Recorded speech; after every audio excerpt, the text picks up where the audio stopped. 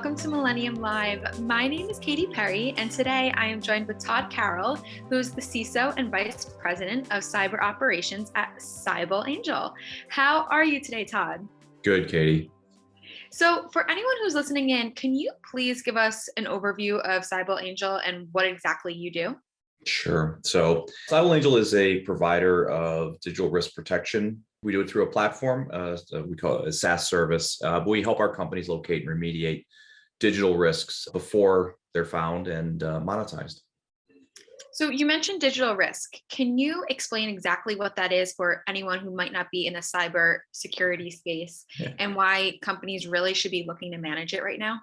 Right. So we manage risk all the time, right? So it's really the negative outcome when you're trying to protect, your digital assets. I mean, it could be anything from your intellectual property to PHI, PII, whatever it may be, but you're really protecting it from, in my space, attacks from, ransomware, which is everything, all we're talking about lately, it seems like, but also third-party data breaches, which is a lot of what we do, account takeovers, being aware of your information being exposed on a dark web, fraudulent domains, supply chain attacks, et cetera, stuff like that. So how does CybelAngel really help protect companies from this digital risk that you just explained? Yeah. So what we do is we use scanners and scrapers on the web to find our clients' data. First of all, using the company names, information that's important to them. What's really important with CybelAngel, though, is we use machine learning and AI packed behind it because there's a lot of information that's just open and should be open out there. So what we want to do is use those technologies to, knock down most of the, as we call it, noise out there, and look for those digital assets belonging to our clients that are exposed, right? Then on top of it, we added an analyst, a human being who's going to investigate to confirm the risks and inform our clients of the incidents that are out there. So, that's in a nutshell. What we do is a big data solution up front, collecting a lot of information, but at the end, we give something to our clients that is actually actionable and not full of a bunch of false positives. Right. Well, it sounds extremely important. And I'm curious, can you just explain what kind of forms that digital risk can really, digital risk protection can really take? So what we've done here at CybelAngel is break it down into 5 different modules, right? Data breach prevention, which is basically looking for data that's out there. The asset discovery, open assets in areas that you don't want exposed, mainly from outside your network that can lead to, intrusions inside your network. Account takeover protection, right? The credentials that are out there, nobody wants that stuff floating around. Domain protection, protecting against the lookalikes or the fraudulent websites that are about to attack you or your people. And of course, dark web monitoring of, you want to know what information is being leaked out there and when it's available. So we believe that, from looking at these different areas, we can provide a pretty good protection base when it comes to digital risk. So you mentioned these 5 modules. Can you just give me an overview of what they actually do? Sure. So we scan a lot of different areas in the internet, but mainly looking at where data is stored, data is transferred, and access to that data. So we're looking at it publicly available areas, right? We're not, there's too much information that we're exposing out there and making it very easy for people to unfortunately steal our information. So we're not vulnerability, taking advantage of that. We're not password breaking.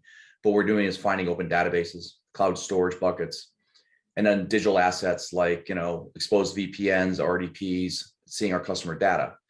So it's easy for a lot of people nowadays, unfortunately, to expose databases online. Same with other digital assets that are out there. Cloud storage buckets of databases, passwords left open, whether it's in a database or credentials being sold on the dark web.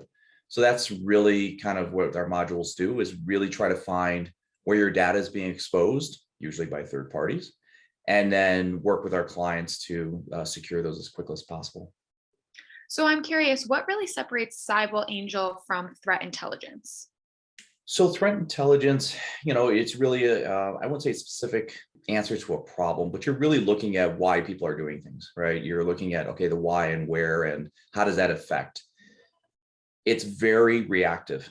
As far as I'm concerned, you want to be proactive when it comes to digital risk and data being exposed out there. You really want to have that. And that's probably one of the biggest issues, because we're finding the threats, we're confirming them and informing our client.